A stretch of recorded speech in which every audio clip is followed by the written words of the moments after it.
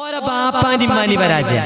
ഞാൻ അങ്ങനെ അതിനെ പറയൂ, ഓരോ ബാപ്പാനി. കാരണം എന്താ പറയുക, എന്റെ കുട്ടി പഠിക്കേണ്ട ഒരു കാലത്ത് മദ്രസകളിൽ 7ലും 8ലും മാക്സിമം 10 വരെ നമുക്ക് സിലബസ് ഉള്ളത് അവിടെ നിൽക്കും. അതിന്റെ അപ്പുറത്തേക്ക് എന്റെ കുട്ടി +1ലും +2ലും ഡിഗ്രിയിലും പഠിക്കുമ്പോൾ എന്റെ കുട്ടി ഖുർആനും ഹദീസും പഠിക്കണം എന്നുള്ള ചിന്ത ഉണ്ടാകേണ്ടത് ഉപ്പക്കും വെക്കുക.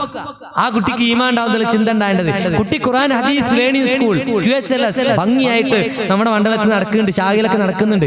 പുക്കളത്ത് തന്നെ എല്ലാ ശനി മഗ്‌രിബിനേശം, എല്ലാ ശനിയാഴ്ച മഗ്‌രിബിനേശം ഉണ്ട്. 168 മണിക്കൂർ കഴിഞ്ഞ മുമ്പേ 1 മണിക്കൂർ 168 മണിക്കൂർ കഴിഞ്ഞ മുമ്പേ കുട്ടീനെ വിളിച്ചോണ്ടിരാ, മക്കളെ വിളിക്കുക, പേരകുട്ടികളെ വിളിക്കുക.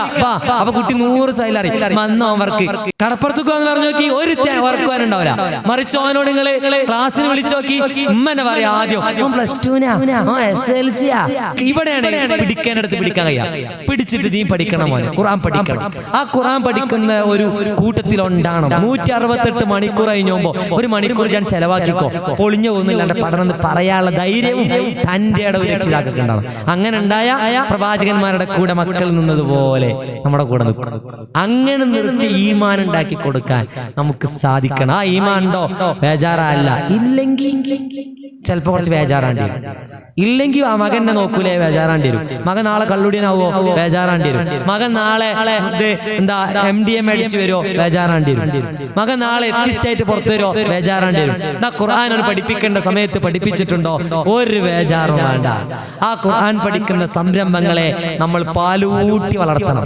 ഇനി നമ്മൾ നാട്ടിലില്ല, എന്നും നമുക്ക് കഴിയൂല. ഉള്ള സമയത്ത് ആ സംവിധാനത്തിന്റെ കൂടെ നിൽക്കുക. എന്റെ കുടുംബമൊന്നുമില്ല, ഞാൻ ഉണ്ടാകുമ്പോ എന്റെ കൂടെ നിൽക്കുക. എന്റെ കുടുംബം ഞാൻ അവിടെ അല്ല, എന്റെ കുടുംബ നാട്ടിലുണ്ട്, വിളിച്ചോർമ്മപ്പെടുത്തുക. ഇതിന് വിശാല കാഴ്ചപ്പാട് നമ്മുടെ മനസ്സിലുണ്ടാകുക. ഏതായത്തിന്റെ കുട്ടിയുടെ മനസ്സിൽ സ്വാധീനിക്കും നമുക്ക് പറയാൻ പറ്റില്ല. ഓൻ കുറെ കാലം പഠിച്ച് ഇങ്ങോട്ട് പോകേണ്ട കോലം കണ്ടില്ലേ, ഇച്ചാവൂല എന്നല്ല, വീണ്ടും പറയാ ഓ മദ്രസിൽ ഞാൻ 10 കൊല്ലം വിട്ട് ഇങ്ങോട്ട് നന്നായില്ല, ഇനി ആവൂല എന്നല്ല. ചിലപ്പോ അടുത്ത് കേൾക്കുന്ന ഒരു ആയത്തേക്ക് അവന്റെ മനസ്സിൽ കയറുക. കുട്ടിയുടെ ഈ ഖുർആൻ അങ്ങനെ ഒരു പ്രത്യേകതയുണ്ട്. ചില ആളുകളുടെ മനസ്സിൽ ചില ആയത്ത്, ഞാൻ ക്ലാസ് എടുക്കുന്ന ഒരു വ്യക്തിയാണ്, എനിക്ക് പറയാൻ പറ്റും നമ്മുടെ മനസ്സിൽ കയറിയതിനേക്കാളും ചിലപ്പോൾ ചില വാക്കുകൾ ശ്രോതാക്കളുടെ മനസ്സിൽ കയറും. അപ്പൊ നമ്മുടെ മനസ്സിൽ വരുന്നൊരു വാക്കെന്താ അറിയോ, പ്രവാചകൻ എത്ര സത്യവാൻ. കാരണം പ്രവാചകൻ പറഞ്ഞു ചിലപ്പോ നമ്മൾ എത്തിച്ചുകൊടുക്കുന്ന ആള്, അത് കേട്ടവനെ നമ്മൾ എത്തിച്ചുകൊടുത്ത ആള്, ആ കേട്ടവൻ ചിലപ്പോ അതിനേക്കാളും അത് ഉൾക്കൊണ്ടേക്കാം. പ്രവാചകനിൽ നേരിട്ട് കേട്ട് ആ കേട്ടത് എത്തിച്ചു കൊടുക്കുമ്പോൾ ആ എത്തിക്കപ്പെട്ടവൻ ചിലപ്പോൾ അതിനേക്കാളും അതിനെ ഉൾക്കൊണ്ടേക്കാം എന്ന് പ്രവാചകൻ സല്ലല്ലാഹു അലൈഹി വസല്ലം പറഞ്ഞിട്ടുണ്ടെങ്കിൽ ആ പ്രതീക്ഷ നമ്മളിൽ വേണ്ടത് നടത്താനും അത് കൂടെ നിൽക്കുവാനും അതിലേക്ക് ആളുകളെ കൂട്ടാനും നമ്മുടെ മനസ്സുകളിൽ ഉണ്ടാകേണ്ടത്.